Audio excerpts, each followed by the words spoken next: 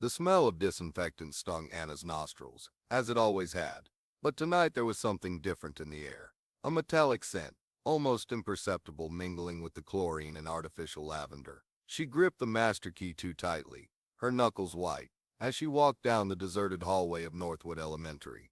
15 years, as the school's janitor, had taught her feet to avoid the squeaky floorboards, her ears to distinguish every sound that didn't belong to the nightly symphony of old pipes and ventilation fans. The second-floor cleaning closet had always been problematic. The lock stuck, the door swelled with humidity, and sometimes Anna swore she heard noises coming from inside. Rats, perhaps, or the chemicals settling on the shelves, but never anything like what she'd heard the night before. A dull thud, followed by a continuous dragging sound, as if something heavy were being moved. Anna inserted the key into the lock, feeling the familiar resistance of the rusty metal. 3 turns to the right, 2 to the left, the ritual she'd learned through trial and error. The door groaned open, and the beam of her flashlight cut through the darkness, revealing shelves organized with military precision. Cleaning supplies on the left, maintenance materials on the right, mops and brooms hanging in the back. That's when she saw it. In the darkest corner, partially hidden behind a gallon of rubbing alcohol, was something that shouldn't be there. Anna moved the flashlight closer, and the flickering light revealed an object that stopped her heart. A shocking pink backpack, faded with age, adorned with cartoon character stickers. She recognized instantly. Hello Kitty, Sailor Moon, the same characters that decorated her daughter's notebooks. 15 years ago. Anna's legs gave way. She leaned against the door frame, her breath caught in her throat, as memories crashed against her consciousness like furious waves. Julia, her girl, missing on an ordinary Tuesday, in March of 1996, when she left school at 5 in the afternoon, and never came home. The backpack she'd been carrying that day, exactly like this one, with the same wear marks, the same tear in the side pocket, where she kept her crayons. Anna reached out a trembling hand, touching the rough fabric of the backpack.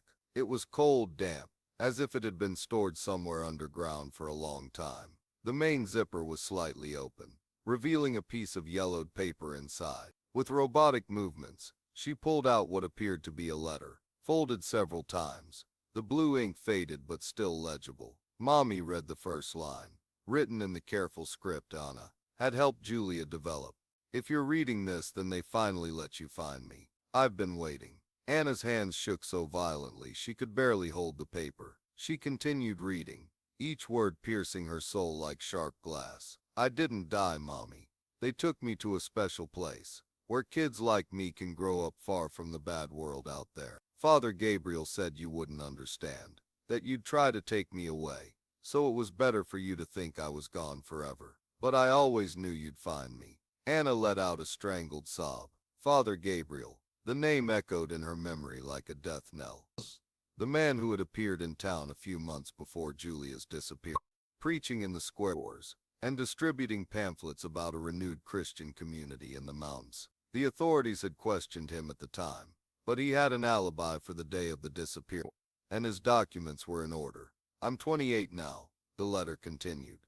I've had 2 children here, in the Eternal Light community. They told me you never stopped looking for me, that you even changed jobs to work at the school where you last saw me. That makes me both happy and sad. Anna remembered the day she learned about the janitor position at the school. It had been 3 years after the disappearance, when the police investigation was just a dusty file in some drawer. She'd lied in the interview, said she wanted a stable job, but the truth was she couldn't stay away from that place. It was where Julia had last been seen, talking to an unknown woman at the main gate. There's something you need to know, the letter continued, and Anna felt a chill run down her spine. They didn't take me by chance. Someone from inside the school helped. Someone you know very well. The flashlight slipped from Anna's hand, hitting the floor with a metallic clang that echoed down the empty hallway. In the sudden darkness, she heard a sound that made her freeze. Footsteps approaching, slow and deliberate. The emergency light in the hallway cast dancing shadows on the walls, and Anna could make out a familiar silhouette approaching. Anna, it was the voice of Robert, the school principal. What are you doing here so late? She quickly tucked the letter into her pocket and picked up the flashlight. her heart hammering against her ribs. Robert appeared in the beam of light, his face worried, but with something in his eyes she'd never noticed before. A calculating coldness that made her instinctively recoil. "I was checking the closet," she said, her voice higher than usual. "I thought I heard some noises." Robert moved closer, and Anna noticed he was wearing rubber gloves. Odd for someone who didn't do manual labor. "Find anything interesting?" The question sounded too casual, forced. Anna clutched the backpack to her chest, trying to hide it. "Just old supplies. Nothing important." Robert's eyes fixed on the backpack, a cold smile curving his lips. "You know, Anna, I've always admired your dedication. 15 years working here. Always the first to arrive, and the last to leave. Almost as if you were searching for something." Anna felt the floor shift beneath her feet. "I don't know what you're talking about." "Of course you do." Robert took another step forward, and now she could smell his breath. Something sweet and cloying, like medicine. Julia was always a special girl, too smart for her own good. The mention of her daughter's name was like a slap in the face. Anna recoiled until her back hit the cold corridor wall. "You knew her, knew her, knew her." Robert laughed, a humorless sound that echoed through the empty halls. "Anna dear, I personally handed her over to Father Gabriel. If you're as shocked as I am sharing this story, imagine how many other intense twist-filled narratives are waiting for you here on the channel. Stories that will grip you from beginning to end, that will make you question everything you thought you knew. Subscribe now and hit the notification bell, because trust me, you don't want to miss any of these emotional journeys that completely changed my perspective on the power of storytelling. Each story I share here has been carefully crafted to take you to places you never imagined, and I promise that every minute invested here will be worth it." Anna's world crumbled like a house of cards. 15 years of searching, of shattered hopes and sleepless nights, and the man responsible for her suffering was standing there, a few feet away, using the same cordial tone he used to greet her every morning. "Why?" The word came out as a raspy whisper. Robert adjusted his glasses, a gesture Anna had seen thousands of times, and that now made her nauseous. "You wouldn't understand. Father Gabriel offered a unique opportunity. Children selected to grow up in purity, far from the corruption of the modern world." Julia had the perfect profile. Intelligent, curious, from a single-parent family. No one would question her disappearance too much. "You're lying." Anna clutched the backpack tighter, as if it were a shield. "The police investigated everything. You had an alibi." "I was at a faculty meeting with 8 people," Robert confirmed. "But I didn't need to be physically present for everything to happen. Sister Mary did the dirty work." The name hit Anna like a lightning bolt. Sister Mary, the secretary, who had worked at the school for only a few months in 1996, leaving shortly after Julia's disappearance. A quiet middle-aged woman, who always wore dark clothes, and spoke in hushed tones about salvation and sin. She lured Julia outside the gates. Robert continued, as if narrating a commonplace event. "She said you'd been in an accident, and needed to see her urgently." Julia was an obedient girl. It was easy. Anna felt bile rising in her throat. "Where is she now? Where is my daughter?" "Oh, Anna." Robert shook his head with false compassion. "You still don't understand, do you? Your daughter doesn't exist anymore. There's only hope. One of Father Gabriel's most devout followers. She has a family of her own now. Children who are being raised in true faith. I want to see her." "That's not possible." "I want to see my daughter." Anna's scream echoed down the corridor, carrying 15 years of accumulated pain. Robert sighed and pulled a cell phone from his pocket. "Father Gabriel." "Yes, she's found, just as you predicted." A pause. "Understood." He hung up and looked at Anna, with what might have been pity. "Father Gabriel wants to see her. He's been waiting for this moment for a long time. I'm not going anywhere with you." "Oh, but you will."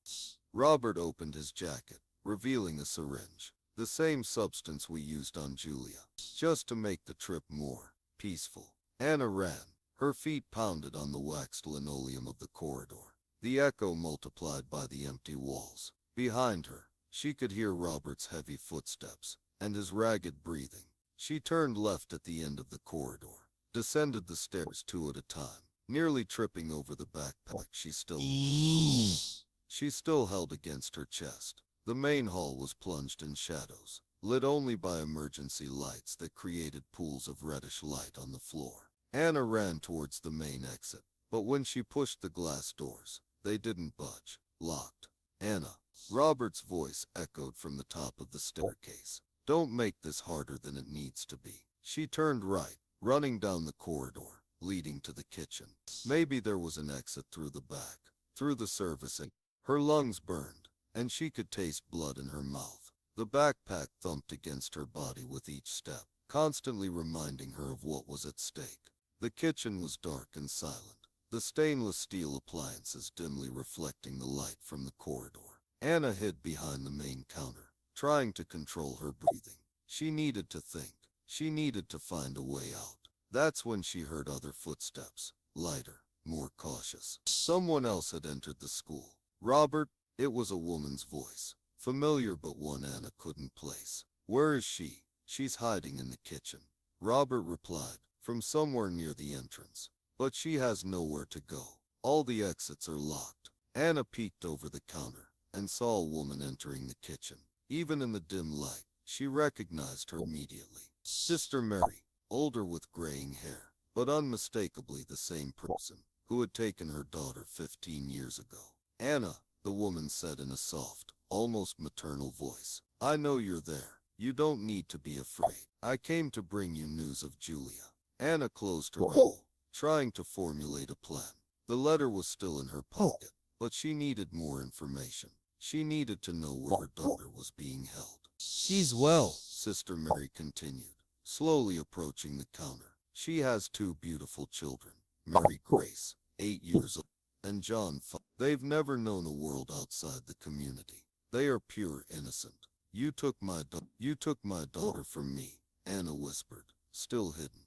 We saved her, the woman corrected, from the corrupt world, from evil influences. Julia, or Hope, as she's called now, is grateful. She understands that what we did was out of love. A fierce anger welled up in Anna's chest. Love, you destroyed my life. Your earthly life, Robert said, now standing in the kitchen door. But we can offer her something better. Father Gabriel is willing to welcome you into the community. You can see Julia again, meet your grandchildren. And what's the price? Abandon this material world, Sister Mary replied. Accept the truth. Father Gabriel taught. Become part of the family. Anna understood there was no negotiation. These people were beyond reason, trapped in a twisted logic that justified any act in the name of their fanatical faith. She needed to get out of there and find the police, or better yet, find the Eternal Light community herself. Quietly, she opened one of the lower kitchen cabinets and took out a carving knife. The cold metal in her hand gave her a strange sense of power. 15 years of despair and helplessness crystallized in that moment in unwavering determination. Anna suddenly stood up, the knife raised before her. Sister Mary recoiled, surprised, but Robert advanced, syringe still in hand. Stay away from me, Anna shouted, waving the blade in the air. Anna, please, Robert said, trying to sound reasonable. You don't want to do anything you'll regret. I already regret, she replied. I regret not realizing sooner who you really were. I regret trusting you. Robert moved quickly, trying to grab her wrist, but Anna was faster. The blade sliced through the air and found flesh, opening a deep gash in his forearm. Robert screamed and dropped the syringe, which shattered on the tiled floor. Sister Mary dashed toward the exit, but Anna intercepted her. The 2 women wrestled in the middle of the kitchen, knocking over pots. The sister was stronger than she looked, her fingers digging into Anna's wrist, trying to make her drop the knife. Where is my daughter? Anna shouted, pressing the blade against the woman's throat. You'll never find her, Sister Mary spat. Even if you kill me and Robert, there are others. The community has protectors everywhere, in the police, the government, the church. No one will believe you. Anna felt the world spin. If that was true, her search would be futile. But then she remembered the letter, Julia's words. Her daughter had left clues. There was a reason she had put the backpack in that specific cabinet that night. The letter, Anna murmured. Julia wrote something else. She released Sister Mary and pulled the paper from her pocket, searching for anything she might have missed on the first reading. There, near the end, written in a different ink, as if added later. Mom, if you've gotten this far, it means Robert finally slipped up. He doesn't know, but I escaped the community 2 years ago. I'm in hiding, but I'm alive. Look for Elena Santos in the town of Silver Creek. She'll help you find me. She also lost a daughter to them. I love you, and I'll wait for you. Anna felt her legs give way again, but this time, it was from relief. Julia was alive. She was free, and there was a concrete clue as to where to find her. Robert, still clutching his injured arm, tried to approach again. You don't understand what you're doing, he said. Father Gabriel has resources, connections. He'll find Julia before you do. Not if he's dead.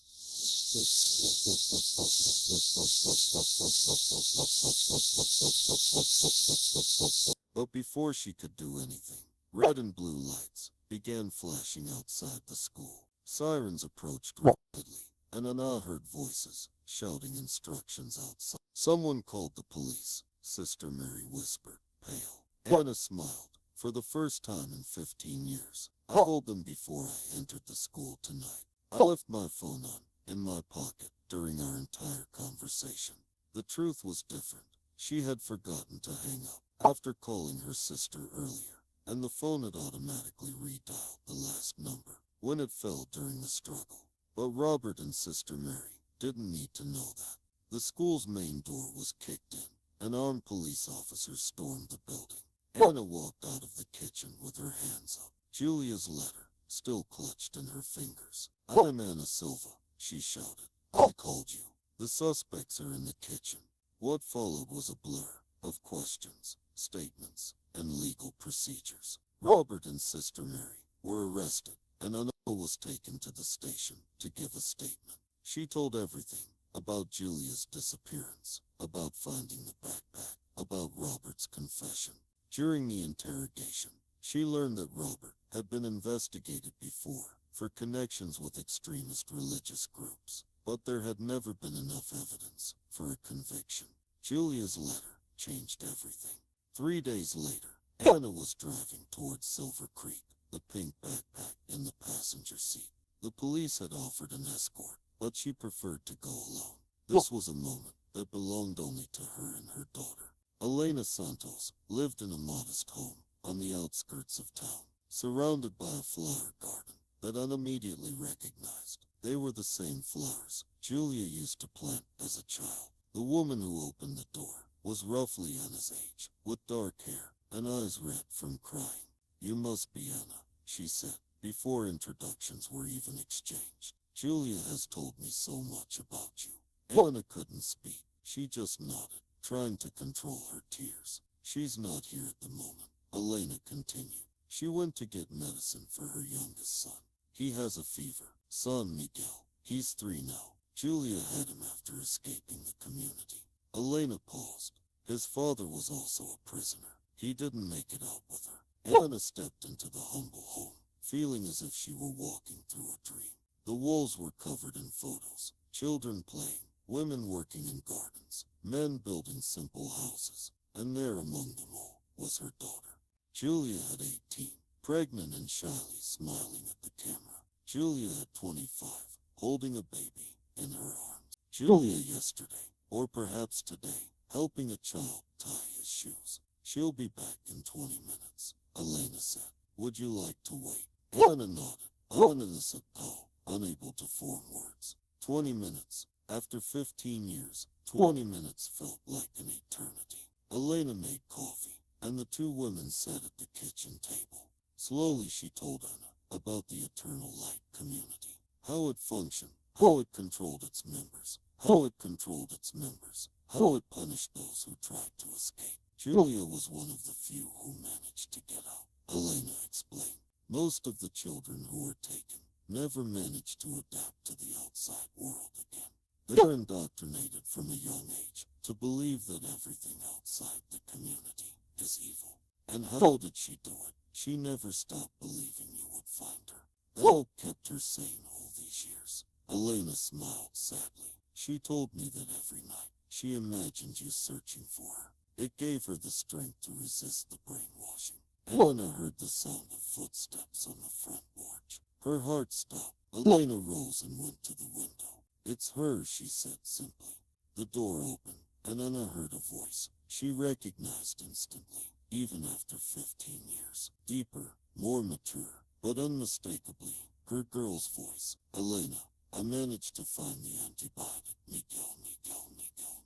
The pharmacist said. Julia stopped mid-sentence when she saw Anna sitting at the table. For a moment that seemed to last a lifetime, mother and daughter looked into each other's eyes, recognizing each other across the lost years. Mom? Julia's voice was just a whisper.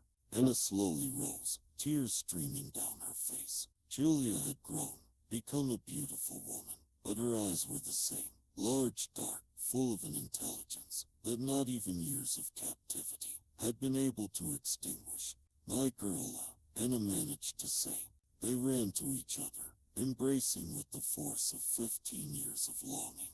Anna smelled her daughter's hair, felt the texture of her skin, the warmth of her body. Julia was there, alive, real, in her arms. I knew you'd find me, Julia whispered in her mother's ear. I knew you'd find me, Julia whispered in her mother's ear. I always knew. They cried together, for a long time, holding each other, as if afraid the moment might unravel. When they finally separated, Anna saw that Julia was holding the hand of a small child, a boy with dark hair and a sauced eye. Julia was Zola, Julia said proudly, the hand of a small child, a boy with dark hair and curious eyes. This is Miguel, Julia said proudly, my son. Anna knelt to be at the boy's level. Hello, Miguel, I'm your grandmother. The boy smiled, a smile that was exactly like Julia's when she was the same age. The grandmama mommy always talks about. He asked. Yes, Anna replied. A new voice talks about. He asked. The grandma who was looking for you. That night, sitting on the porch of Elena's house, while Miguel slept, Anna and Julia talked until dawn. Julia recounted the years in the community, the daily lessons on purity and sin, the arranged marriages, the children separated from their parents to be raised correctly. She told of her escape, how she managed to sneak out, disguised in a supply truck, about the 2 years living in constant fear of being found. Anna told of the years of searching, how she had never given up, the sleepless nights imagining where her daughter might be. She told about Robert, about the discovery of the backpack, about the fight at the school. I planted that backpack, Julia admitted. When it finished her school, I managed to get into the school. One night, 3 months ago, I knew you worked there. I knew you would eventually find it. But how did you know about Robert? Elena has contacts, other mothers who lost children, former members of the community who managed to escape. We spent 2 years putting together this puzzle, identifying collaborators, gathering evidence. Julia held her mother's hand, unfathomable. I wanted to confront him personally, but Elena convinced me it would be safer to have you discover it. That way we'd have a clean witness. Anna shook her head, awed by her daughter, clean witness. Anna shook her head, awed by her daughter's courage and intelligence. And now, what happens to the community? With Robert and Sister Mary arrested, the police will have enough leads to find the main headquarters. There are other children there, other families that need to be reunited. Julia looked toward the horizon, where the sun was beginning to rise. It will take time, but the eternal light community will end. And you? Are you safe to go back home? Julia smiled. That smile. Anna's carried in her memory for 15 years. Elena offered me a place here, a job at the local school. Miguel likes it here. He or his friends, I think, will stay. Anna felt a pang of sadness, but she understood. Julia had built a new life, and Anna had no right to destroy it, just to satisfy her own desires. But you can come visit us anytime. Julia continued, visit us anytime. Julia continued, and Yuria continued. When the school breaks, we can come see you. Miguel needs to get to know his grandmother properly. Innocent nodded, knowing this would have to be enough. She had found her daughter, discovered she was alive and met her grandson. It was more than she had dared to hope for. During all that she of time, Julia was more than she had dared to hope for during all those dark years. 3 months later, Anna's newspaper about the dismantling of the eternal light, the dismantling of 43 children were rescued, some born into captivity, others abducted like Julia had been. Father Gabriel was found dead in his cell, an apparent suicide, according to the authorities. Those unsuspected he had been silenced by unidentified accomplices. Robert and Sister Mary were sentenced to life imprisonment. During the trial, they maintained they had acted out of love, trying to save the children from a corrupt world. Neither showed remorse. Anna continued working at the school, but now it was different. She watched the students with new eyes, alert to signs of danger, protecting them as she wished someone had protected Julia. On the walls of her house, there were new photos. Julia as an adult, Miguel smiling for the camera, Mom smiling for the camera, moms of a family reunited after a long separation. And every night, before going to sleep, Anna had to leave the backpack, which she now kept in a special box. A Lancelot's special box. A Lancelot's we should never give up on those we love. Even when all of us should never give up on those we love. Even when all this suggests it's too late. Because sometimes, just sometimes, loves are strong enough to overcome even the darkest secrets hidden in the most forgotten closets of our lives.